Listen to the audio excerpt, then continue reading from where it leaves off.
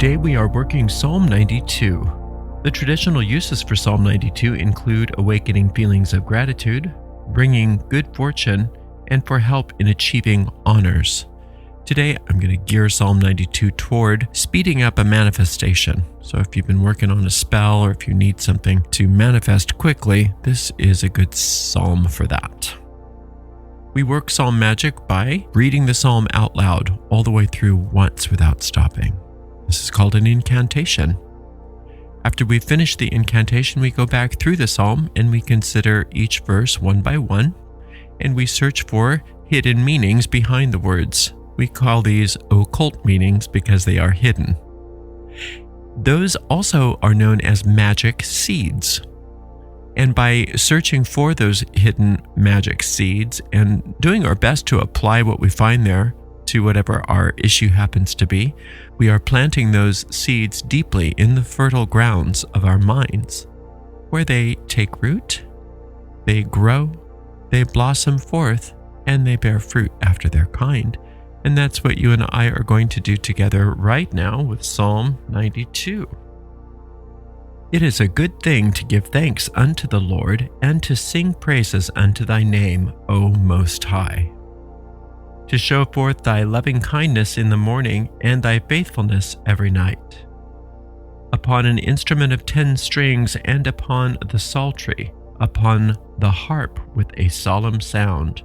For thou, Lord, hast made me glad through thy work. I will triumph in the works of thy hands.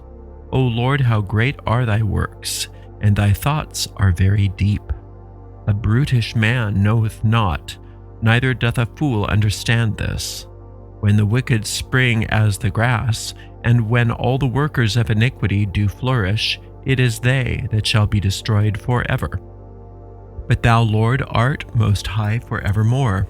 For lo, thine enemies, O Lord, for lo, thine enemies shall perish.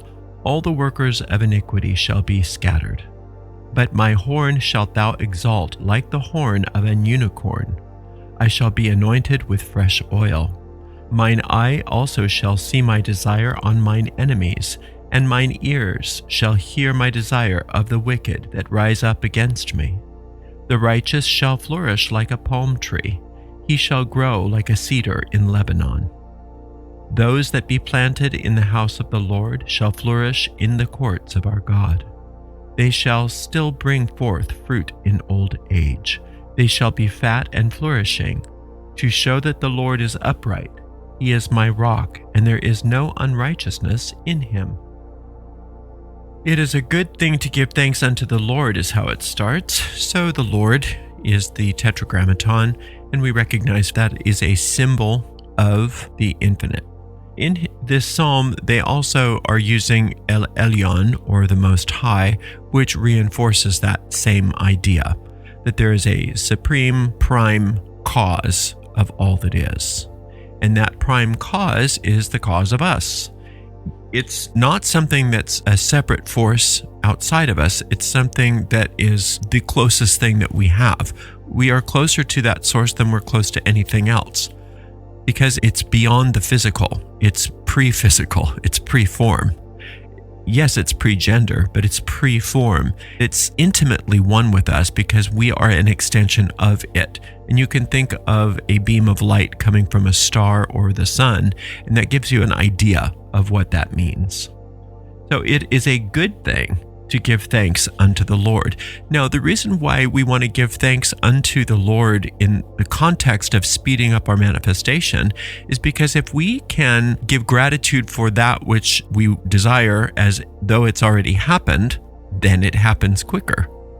Think about what it is that you're trying to manifest, and it is a good thing to give thanks unto this source of all that is, that this thing is here. And it's important to recognize that we're not outlining and telling infinite intelligence, it needs to look like this, it needs to be this color, it needs to come by this date. That puts stress in our operation, and we don't want stress, we want relaxation. So instead, it's a much better idea to understand the essence of whatever it is that we want to manifest. For instance, if you're needing a specific amount of money for a particular expense, rather than saying, I give thanks for this $600, you understand what that $600 represents to you. What is the essence of that? It's abundance. It's a flow. It's a flow of abundance that you're looking for. If you can, instead of limiting what you think you want to a particular thing, you understand what the essence of that is, and then you give thanks that it's manifest. It's not that the universe is going to say, since you didn't give us specifics, I hope you'll be okay with $5. The universe understands what our needs are, and since we're not putting limits on it, it's going to be better than anything that we could have come up with on our own. That's the idea. So it is a good thing to give thanks unto the Lord and to sing praises unto thy name, O Most High. We're not going to go through all the names of God because we do that a lot. I have several videos on the qualities of God because that's what the names of God are. Yes, there are Hebrew names of God. There are those 72 names. There are the names of God that are on the tree of life. There's all of that. And there's Sanskrit names for God. There's Greek names of God. There's all kinds of mystical names of God. But from a practical point of view, when we're working magic, none of those things really matter. What matters most are the qualities of God. And that's what a name means for us. The name is the nature of it. So everything that is godlike, that is godly, everything that God is for us, that's what the names of God are. And we want to sing praises.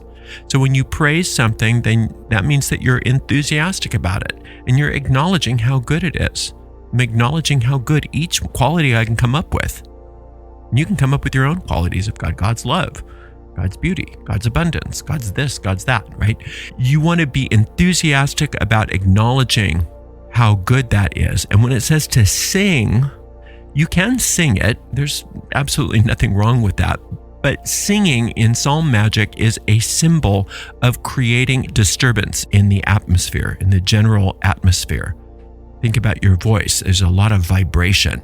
So you're creating a very strong vibration that breaks through any resistance that you might have. And you're being very enthusiastic and very intense about how grateful you are. To show forth thy loving kindness in the morning and thy faithfulness every night. So the loving kindness and the faithfulness are both sphere number 4 on the Hermetic tree of life. And a lot of the Psalms sit on sphere 4 because that's where all the mercy and all the love and all the solving of problems, that's where all the judgment is, that's where prosperity is, that's where everything gets handled. It's a sphere where everything gets fixed. To show forth the loving kindness in the morning. So when you wake up, expect the blessings. When you wake up in the morning, expect that your day is going to go your way and that the manifestation and then some is coming. Not only the manifestation that you decide that you want in this particular spell, but all kinds of other manifestations that you didn't even know were available to you. You're expecting a miracle. You're expecting blessings. You're expecting loving kindness. When the infinite gives loving kindness, extends loving kindness, for one thing, that's who you are. You are an extension of loving kindness. And when loving kindness is extended through you, it is a big deal. It makes everything happen. It makes everything change. It's not just a nice feeling. It makes things move. It makes things change. It makes things vibrate. And instead of blocking all of that by you using your mind to think all by yourself and to come up with ideas all by yourself and to feel bad about things or to feel scared about things or feel angry about things, you can do that. You have free will. You can use your mind any way that you want to. But recognize that if you're using your mind in a way that is taking over for the infinite has to just be patient and wait for you. So instead, if you're saying, no, I want you to show forth your loving kindness in the morning, that means I want you to flow. I want the flow of the infinite through me. Then everything changes. Everything has to change. Nothing can stay the same. And the things it changes into are fabulous. They are just fantastic. All of those blessings. And thy faithfulness every night. When you go to sleep at night, you understand that the infinite has faithfulness in you. What an idea. We always think about, oh, I'm supposed to have faith in the infinite. But the infinite has faith in you. It's reciprocal. The infinite has more faith in you than you do, because the infinite knows you're not an ego. The infinite knows that your ego's going to die. Your problems are going to die. Whatever you're going through, it's not eternal. It's part of this temporal existence that, from the infinite's perspective, is just an illusion anyway. The infinite has all kinds of faith in you that you don't have in yourself. So if you can allow that faith to be what you go to sleep with, then it goes into your deep mind and you start to lean on that faith. And instead of being afraid of your life, instead of being afraid of the world, instead of hoping for just this little bit of manifestation that you think is such a big deal, but it's not that big of a deal, not in the scheme of things. The universe looks at that and it says, of course you can have the $600, but you can have a lot more than that. You can have a lot more blessings than that, right? So it has faith in you. And since you don't necessarily have that amount of faith in yourself yet, you can lean on the faith that the infinite has for you. You can let it be your faith. Upon an instrument of 10 strings and upon the psaltery, upon the harp with a solemn sound. So the instrument of 10 strings is what you do with your hands. What you do with your hands. What you do in the world. How you operate in the world. And all of those instruments are things that you play with your hands. The psaltery and the harp. So earlier we were singing and now we are playing. And how you play music in the world means that I'm going to use my hands to create nothing but beautiful music. Music representing vibration again.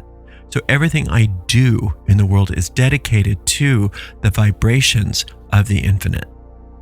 All I want to do is align with that infinite vibration that is constantly coursing through me, that we have just invoked, that flow. And that flow comes through me, and I play beautiful music in everything I do. Think about a wonderful musician that can improvise gorgeous music. If they start thinking about what they're doing, they lose a beat. They play a wrong note. So what a good musician has to do when they are improvising is they have to be in the flow, and the music plays through them. And that's exactly what you're doing. With every part of your day, you are allowing the infinite to play the music of the spheres through you. For thou, Lord, hast made me glad through thy work. I will triumph in the works of thy hands. You are the work. You are one of the infinite's most treasured creations. We forget this because the ego doesn't want us to think about that. The ego wants to think about problems and just really minimizing our experience here and our value here. We don't spend our time here thinking along the lines of how we are a beloved creation of the infinite. When the infinite extends as us, that was an act of will. That was purposeful. It wasn't an oops. And the infinite didn't create and say, "Ooh, how did I make that mistake?" Didn't do that with you. You're not junk. You're not a mistake. You're not an afterthought.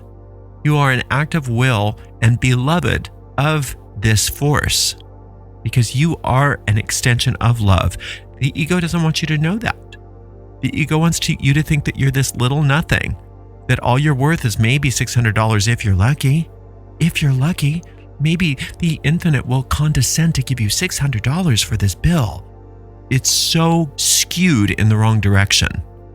And so this psalm is reminding you right here and now that you are one of the works of the infinite, and you are triumphing in the works of the infinite's hands. Now, the hands of the infinite are a symbol of that which creates, like the potter that creates. That's a poetic symbol. You are created in the moment. You are created in the moment, and you must triumph because it's the infinite's will that you triumph over whatever this is. And triumph in this sense means manifest what your needs are, and then some. And then some. O Lord, how great are thy works, and thy thoughts are very deep. You are a deep thought of the infinite. That's who you are. You are one of the deepest, most profound thoughts that the infinite can think. Important is who you are. You are great. You are one of the great works and a deep thought within the mind of the infinite. How does that make you feel when you fathom the idea that you're one of the most profound creations of the universe? Your soul. This doesn't say that you're more profound than anybody else, but you're so unique that there's no way to compare. You can't compare one sunbeam to another. You can try, but it's pointless because they're so unique. You are unique and so important, profound, and so great. O Lord, how great are thy works, and thy thoughts are very deep. It's talking about you. Take this personally. A brutish man knoweth not, neither doth a fool understand this. And it's talking about who? Your ego mind, the part of your personality that thinks it knows stuff. It thinks it knows what it needs. It thinks it knows who you are.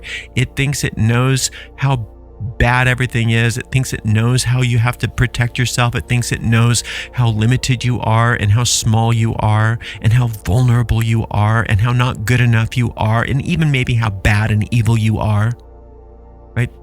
Those thoughts come from a brutish man and a fool because it will never understand the truth of you. It's incapable of understanding the truth of who you are, the ego mind, because it is a lie. It is a nothing. It is nothing more than a bad habit that you picked up along the way. It has nothing to do with you and who you are, but it gets us hooked, doesn't it? It gets us hooked, and we just go around and around on this treadmill of misery, thinking this is the best that we can hope for. That's the brutish man and the fool. So you're not a brutish man, but you have been fooled by the brute and by the fool into believing that's who you are. And this is trying to show you here that you can stop believing that nonsense this instant. And you know how it is when you wake up from a dream? You wake up and you go, oh, what was that? It doesn't take long before it all fades into obscurity. I remember once I was being conned by somebody, and I'd been conned for a while, for over a year, and I was under their spell. I was literally under their spell. Now, I don't know that they practiced witchcraft. I don't know that it was that kind of a spell, but they were very good at what they did. And there was one day, something happened. I don't know what it was. I can't remember exactly what it was, but I just clicked, and I just woke up, and I went, what the heck? What is going on here? What am I doing? Oh my God, look at this. And everything changed that day. I could never look at that person in the same way because I knew exactly what they were. That's what we have to do with the ego, is wake up and say, what has been going on here? I've been listening to a brute and a fool all this time and thinking that it is who I am. I'm not being conned anymore. When the wicked springs as the grass, and when all the workers of iniquity do flourish, it is they that shall be destroyed forever. And that's what the ego is. It has us believing that we're this nothingness, that we're in this awful world, and that we're awful people, and that we're vulnerable, and that we have to be happy with just a little bit. And what that is it's grass that we're having faith in that withers and dies. All of our little circumstances that are no big deal in the long run, even our bodies, whatever things that are subject to the temporal world, all the things that are subject to death, it has us believing that's who we are. And it's saying right here, no, that is nothing but grass that's going to wither and die. So don't put your faith in that because it's not real. The truth of who you are is everything that we've just been talking about. You are great. You are eternal. You are important, and you are cherished and loved. So don't buy into the nonsense. But thou, Lord, art most high forevermore. Here we are with El Elyon. The Lord, the source of all that is the realm of cause. That's why it's most high. And if we are looking to the cause of us for our good, then our good is assured. But if we're concocting our own ideas of what that is based upon our belief that we are an ego, then we're lucky if we have something temporal even. So we don't want to look to our ego mind to give us things, because the ego mind wants us to be satisfied with nothing. And the infinite wants us to have everything. We are looking to the source, the Most High it's called here, for evermore. We know what evermore is. Evermore is now. Present moment. In this moment, infinite intelligence is the cause of everything. And I'm in the moment, and I'm accepting the cause, and I'm accepting all of the gifts that are mine. For lo, thine enemies, O Lord, for lo, thine enemies shall perish. All the workers of iniquity shall be scattered. And we want that. We want that. Anything that is subject to death, that is subject to time, that is part of the nonsensical habit pattern that is our ego, we want it to die. We want it gone. And how does it die? The way darkness dies when you turn on a light. It's not anything other than you wake up from a dream, or you turn on a light and you realize it wasn't really there. That's how the workers of iniquity are scattered. You think the dark scatters when you turn on the light. But it doesn't scatter. It's just being shown to be an illusion.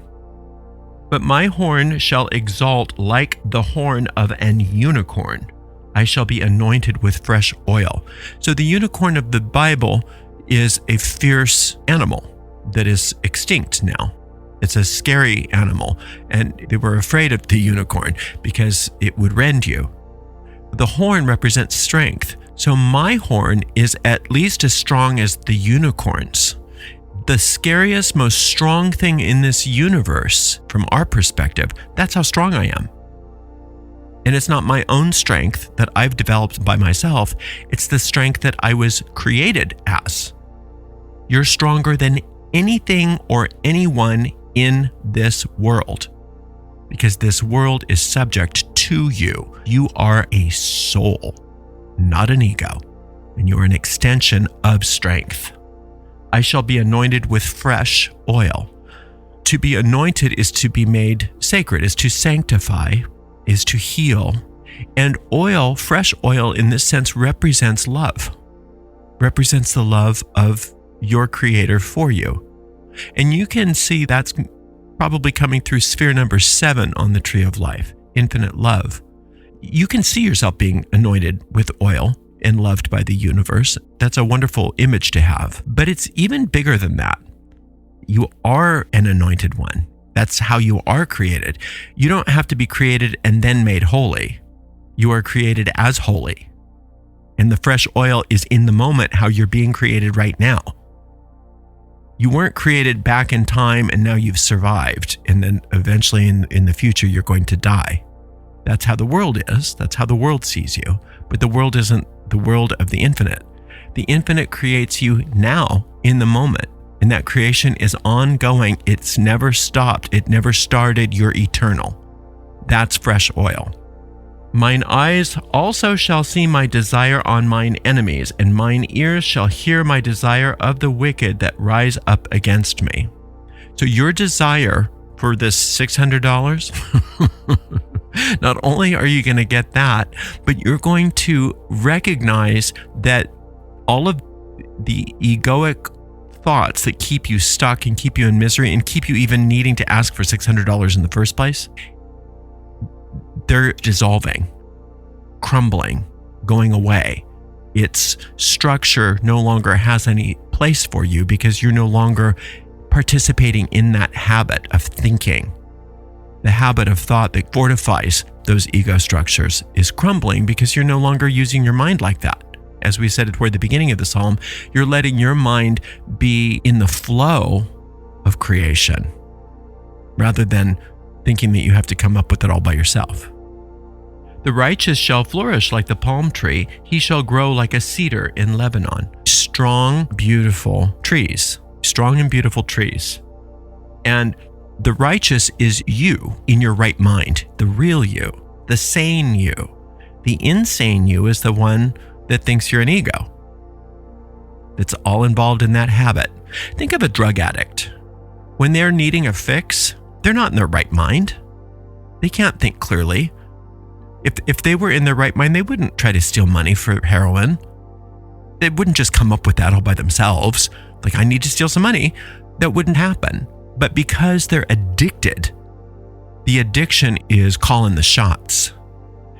It's not much different than our addiction to the ego, than our habit of thinking along the lines of the ego. So we do stupid things, crazy things, insane things with our minds and with our bodies because we are addicted to a thought system based on our belief that we're separate from our Creator, that we're insignificant, that we're small, that we're nothing, that we are vulnerable. All of those things that go along with being an ego. The righteous is when you get sober and you come back to your right mind and you don't have those behaviors anymore. You are in your right mind, you are righteous. And that's where we are going today. We are going to righteousness because you will be strong like a palm tree and a cedar, and you won't go back. Those that be planted in the house of the Lord shall flourish in the courts of our God. There again, we're using a symbol of these glorious and strong trees that live for a long time and that flourish in the house of our God means in the presence of the infinite. That's where you belong. See, we think that we live in this world and that we have to visit the house of God to get some favors and then come back in this world. But that's not the case. We live in the house of God. We are already as those trees. That's how we were created, and that's how we are created in the moment. And we are believing that we don't live there, and we're dreaming that we live in this other world. And so for as long as this illusion lasts, we have to honor the illusion. But when we are working with a psalm like this, we're letting the illusion now start to reflect a new reality. And so the dream that we're dreaming no longer is a scary dream, but our manifestations happen instantaneously here because the infinite's doing it through us rather than us trying to conjure it ourselves. And when that happens, we start to dream a dream that looks so much like the house of God or our real home that it's not that big of a trip when it's time to wake up. It's not that big of a difference anymore. So that's what we have to look forward to right now, is not only this manifestation that we so long for, but all the other manifestations that go along with it that start to reflect the reality, and that is the house of God. They shall bring forth fruit in old age, they shall be fat and flourishing. So those trees are going to bear fruit in old age. It's a symbol trying to allude to the idea that you're an eternal being and that you don't age and you don't grow old.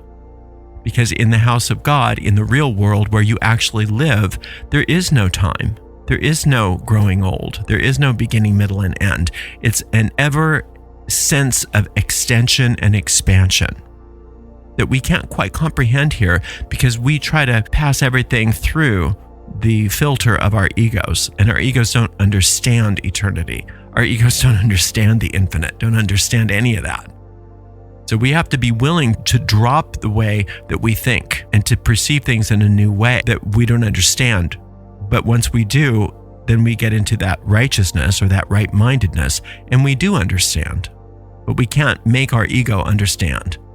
So we have to allow the ego to be dropped and allow the infinite to think through us and to show us what these things are. And in the midst of that, yes, these manifestations happen because that's part of making this dream better. So everything that you want here is holy, and you can get everything that you want here. There's nothing wrong with wanting things, but don't settle for just what you think you want. Recognize the infinite doesn't want to just give you that, it wants to give you everything. To show that the Lord is upright, he is my rock, and there is no unrighteousness in him. The reason why the Lord is your rock is because it's your source. The infinite is your source. It never ends. It never stops. It never stopped loving you. It never will stop loving you. It never will stop wanting everything good for you. And the Lord being upright means the Lord doesn't ever succumb to an ego. We can always look to the infinite as our rock, as our source for everything that we think we need here because it doesn't have wrong thinking. It doesn't go into egoic thought. And so it will always purify us if we let it. And we don't have to know how to do it. That's the cool thing. If you have a problem, you can just connect to the infinite and let the infinite dissolve it for you, because the infinite doesn't have an ego. So if you decide, I don't want to have an ego either, you can bring whatever the ego's problem is being presented to you to the infinite and let it be dissolved for you. And when it's dissolved, you get even closer to understanding the truth of who you are. But you can just take it one problem at a time in the meantime. So you just keep coming back to this psalm each and every day until you get a sense that all is well. And you're not worried about your manifestation anymore. You know that not only is that manifestation coming, but something a lot better is too. And that you don't know what it's going to look like, but you're super excited about it. And when you get that sense of peace and certainty that it's working, then you can stop working on it and move on to something else. Thank you so very much for being with me today. Until next time, blessed be.